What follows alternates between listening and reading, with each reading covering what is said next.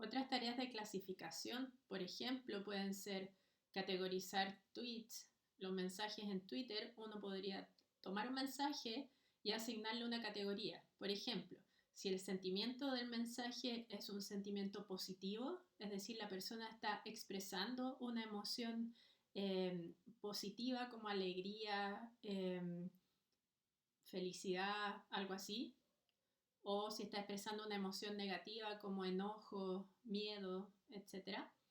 También se puede, una tarea que es difícil es la categorización de asignar la ubicación a un mensaje, porque muchas veces los usuarios, alrededor de un 2% de los usuarios tiene ubicación en los metadatos de sus mensajes. O sea, eso es, por ejemplo, si yo activo el GPS de mi teléfono y le permito a Twitter que lo reporte cuando pongo un mensaje, se puede asociar mi ubicación. Eso pasa muy poco, pasa como el 2% de las veces. Otra cosa sería si yo escribo a mano mi ubicación y pongo Santiago o pongo Huechuraba, que es donde estoy ahora. Y claro, con eso llegamos como al 2% con suerte de usuarios geolocalizados. Entonces, otra tarea en la cual yo he trabajado es que uno intenta, según lo que dice el mensaje, asignar un lugar. Entonces, si alguien dice terremoto en Valparaíso, entonces uno va y asigna eso a la ciudad de Valparaíso. Pero esto puede ser no trivial. Hay muchos nombres de lugares que son ambiguos. Hay que saber si es que la persona se está refiriendo a algo que está ocurriendo en un lugar o si es que está mencionando un lugar solamente. Entonces, puede ser una tarea de clasificación compleja. Asignar, mapear de una mención de un lugar a un lugar concreto es difícil y para eso se utiliza clasificación. También otra cosa que hace, por ejemplo, Netflix es que ellos intentan detectar cuándo su servicio está caído. En Santiago sería súper útil que BTR respondiera así, por ejemplo, porque cuando se cae el servicio BTR en mi casa, yo miro inmediatamente en Twitter y puedo ver muchas personas reclamando y puedo darme cuenta de qué lugares son los afectados por la caída. Entonces, Netflix hace lo mismo en Estados Unidos, como ellos dependen de terceros para poder dependen de terceros para proveer el servicio, como de Amazon Web Services. Entonces lo que hacen es que monitorean las redes sociales para ver cuándo las personas están reclamando de Netflix. Y así se dan cuenta cuando su proveedor no está dando bien el servicio. Entonces, en resumen, para clasificar, yo voy a tener una colección de objetos. Necesito tener una colección de objetos. Cuando digo objetos me refiero a datos o puntos que considero mi set de entrenamiento. Para que sea un buen set de entrenamiento o para que sea un set de entrenamiento útil, tiene que tener cada dato su conjunto de atributos y además tiene que tener un atributo que es considerado el atributo clase, es lo que yo quiero clasificar.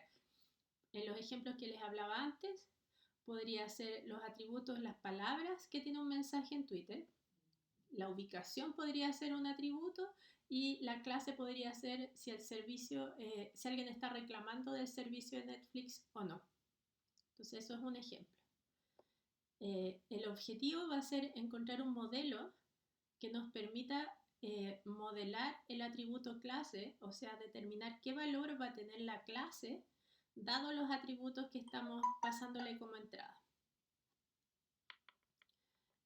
La meta es que para records nuevos puedan ser asignados correctamente a su clase. También necesitamos un set de evaluación que se utiliza para medir la exactitud del modelo. Es decir, yo puedo construir este modelo con muchos algoritmos distintos, entrenando de diferentes maneras y necesito quedarme con el mejor modelo. Entonces necesitamos poder evaluar para saber cuál modelo es mejor.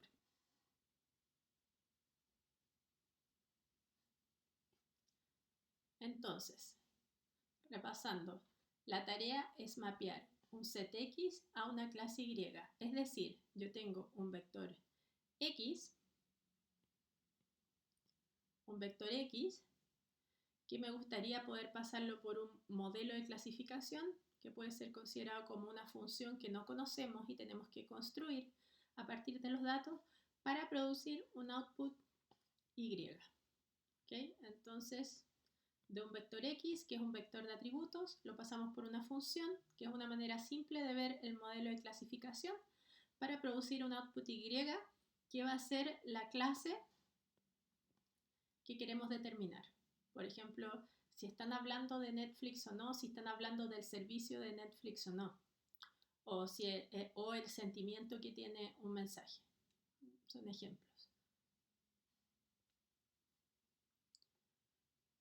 ¿Para qué se usan los modelos? Los modelos tienen distintos usos. Los modelos me refiero al clasificador que hemos construido. Un uso es descriptivo. Cuando tenemos el uso descriptivo, lo que significa es que yo puedo luego mirar ese modelo y ver cuáles fueron los atributos que más contribuyeron a construirlo o que son los que aportan más información para tomar la decisión. Por ejemplo, hay clasificadores relativamente simples como los árboles de decisión, que yo luego puedo mirar cuáles son las decisiones que toma el árbol. Eso significa en qué atributos se fija y qué valores tienen que tener para decidir si la categoría es 0 o 1. Entonces eso me permite a mí entender los datos después y decir, mira, los atributos que más importan acá para decidir son A, B y C. Entonces para eso es el uso descriptivo del modelo. También los modelos puede ser que yo quizás no lo pueda entender, o sea, una caja negra para mí, como por ejemplo las redes neuronales son muy difíciles de entender cómo el modelo está tomando las decisiones, pero lo voy a usar con fines predictivos solamente. Entonces a mí lo único que me interesa es cómo toma la decisión y lo utilizo para predecir la clase de objetos nuevos. Entonces el uso descriptivo acá es, por ejemplo, si yo quisiera construir o entender cómo categorizar ciertos animales vertebrados. Entonces acá uno puede ver cuáles son los atributos, por ejemplo, temperatura del cuerpo, si tiene la temperatura, la sangre caliente o fría, cómo es su piel, si tiene pelo, escamas, nada, dice ahí plumas, pelaje, anguilas, ¿ok? ¿Cómo nace? Si es que nace vivo o nace de huevos, si son criaturas acuáticas o no. Todo esto son atributos para cada uno de estos datos. En este caso, cada dato es una especie. Los humanos, las pitones, los salmones, las ballenas, las ranas, etc. Entonces, la idea es que dado estos atributos,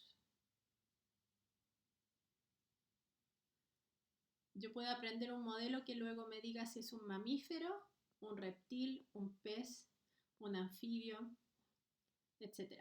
Entonces, esa es la idea.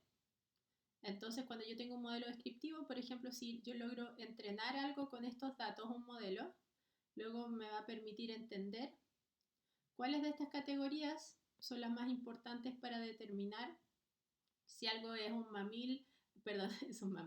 es un mamífero, un reptil, un pez, etc.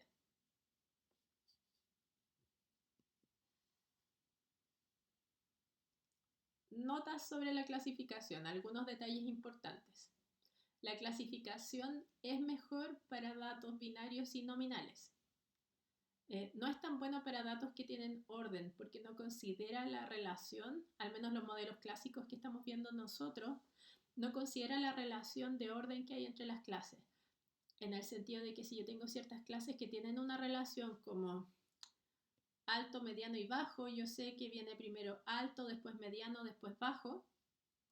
Eso no lo va a considerar, las va a considerar como si fueran clases independientes entre sí. También ignora información de subclase o superclases, que una clase es superior y que contiene a otras. Por ejemplo, acá mamíferos, los primates son parte de los mamíferos y los humanos y los monos son parte de los primates. Entonces ese tipo de relaciones no las va a entender el clasificador. En este curso nosotros nos enfocamos principalmente en clases binarias y nominales. Técnicas de clasificación. Tenemos, por ejemplo, clasificadores basados en árboles de decisión, métodos basados en reglas, razonamiento en base a memoria, redes neuronales, naive Bayes, redes de soporte bayesiano, support vector machine.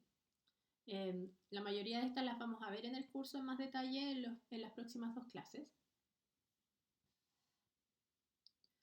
Esto es súper importante y yo creo que esta es como la lección que hay que si yo quiero que ustedes aprendan una cosa de este curso al momento de clasificar, es que el modelo que debe ser construido cuando uno está entrenando un clasificador, su requisito más importante, o sea, lo que más nos importa es que sea generalizable. Generalizable significa que este modelo va a funcionar en otros escenarios. Es decir, va a funcionar bien con datos nuevos, pero datos nuevos de verdad. A mí me ha tocado ver muchas veces que se construyen modelos que aparentemente son generalizables, pero no lo son. Un ejemplo, nosotros estudiamos clasificadores de lenguaje de odio en Twitter. Hay muchos que lo que hacen es que reciben un mensaje y te dice si es un mensaje de odio o no. O sea, si es como un mensaje troll o no. O si estás discriminando a alguien o estás siendo sexista o estás discriminando a algún grupo étnico. Entonces, hay muchos clasificadores que clasifican eso y todos son entrenados con el mismo dataset.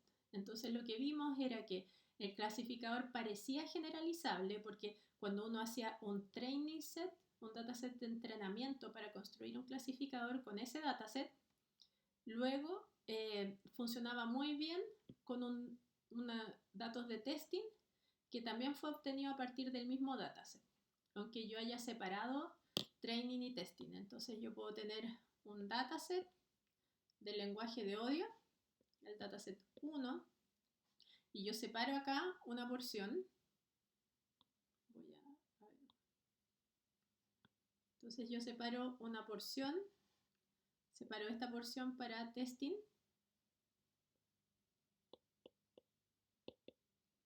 y luego separo esta porción, perdón, acá me equivoqué.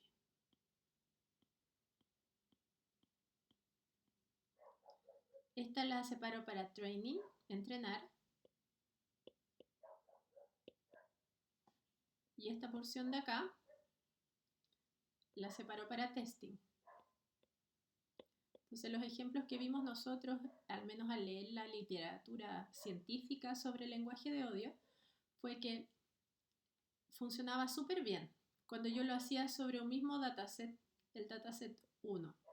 Parecía generalizable, pero si después yo recolectaba otros datos de Twitter, un dataset 2, este modelo funcionaba súper mal, no generaliza. ¿Por qué pasaba eso? Porque había otros atributos que estaban explicando que funcionara bien sobre el dataset 1, ya que todo el lenguaje de odio que estaba en el dataset 1 era generado básicamente por 2 usuarios. Entonces, al entrenar a nivel de mensaje, mi clasificador lo que aprendía era identificar cuando un mensaje había sido generado por uno de esos 2 usuarios. Entonces, al testearlo después en un dataset nuevo, donde el lenguaje de odio era generado por otras personas, ya no funcionaba el modelo. Entonces, una cosa que es súper importante es poder decir que el modelo se va a comportar bien en otros escenarios. ¿Cómo podría saber eso? Podemos probar nuestro modelo con datasets muy parecidos, pero recolectados en otro periodo de tiempo, que no corresponda exactamente a la misma porción, o sea, uno siempre debería tener otro dataset para testear después, que sea distinto al dataset de training y testing. En redes neuronales se hace eso, o sea, se deja una porción que tú nunca la tocas, esta parte. Entonces eso es súper importante, porque en el fondo, ¿qué quiere hacer uno cuando evalúa un modelo? Queremos tratar de estimar cómo ese modelo se va a comportar con datos nuevos. Entonces muchas veces lo estamos haciendo mal, estamos estimando mal y eso produce modelos poco generalizables. Vamos a ver más ejemplos. Entonces, ¿cómo saber si un modelo es bueno o no? el enfoque tiene que estar en la capacidad predictiva del modelo, que también se comporta con datos nuevos. No nos importa tanto qué tan rápido es para clasificar, cuánto nos demoramos en construir el modelo y su escalabilidad. Lo que más nos importa es la capacidad predictiva, porque en general una vez nos podemos demorar en construirlo y entrenarlo, pero una vez que está listo va a clasificar rápido. ¿Cómo saber si un modelo es bueno o no? Vamos a utilizar métricas de desempeño. Esto en inglés se dice performance metrics. ¿Qué significa? Vamos a comparar el modelo con otros modelos posibles.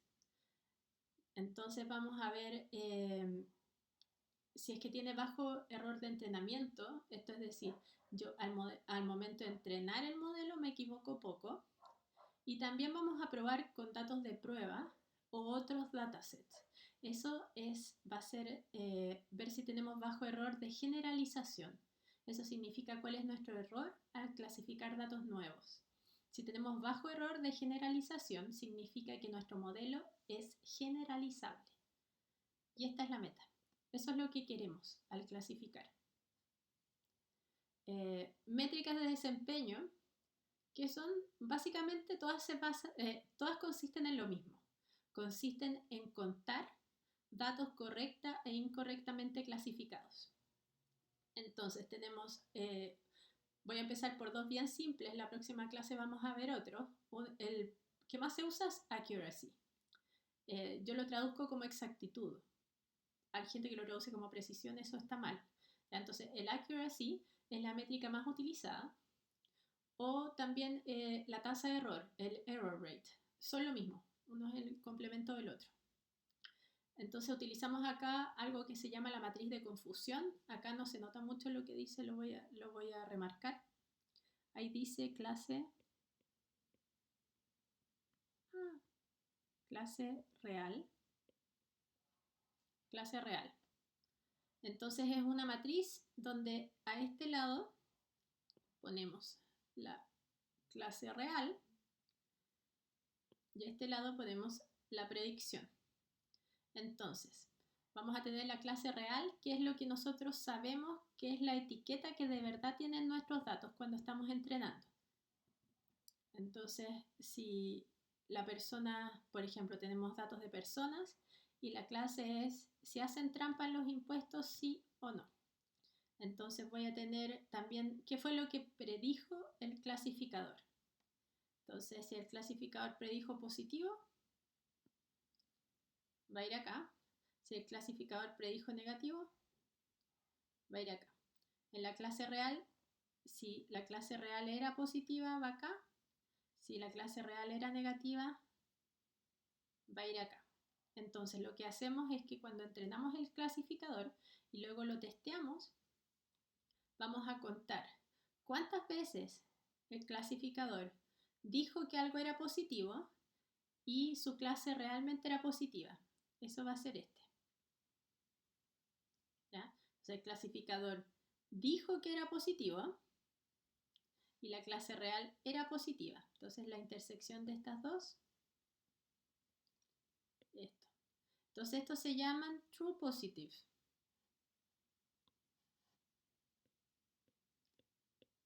True positive o verdaderos positivos. El otro caso que tenemos es cuando el clasificador predice que la clase es negativa, pero la clase resultó ser positiva, acá. Este caso son los falsos negativos. ¿Ya? Entonces va a ser false negative. Porque el clasificador dijo que era negativo, pero era falsamente negativo. El otro caso va a ser el que tenemos acá, este, que va a ser cuando la clase predicha es positiva, pero en realidad era negativo. Entonces eso va a ser un falso positivo, ¿cierto? False positive. Y la otra clase, o sea, la otra categoría posible va a ser esta, que va a ser cuando la clase predicha es negativa y es negativo. Eso va a ser un true negativo. ¿Ok? Entonces, ¿está bien? Sí, está bien. Ahí. Entonces, la accuracy se va a calcular como A más T, esto, sobre todo.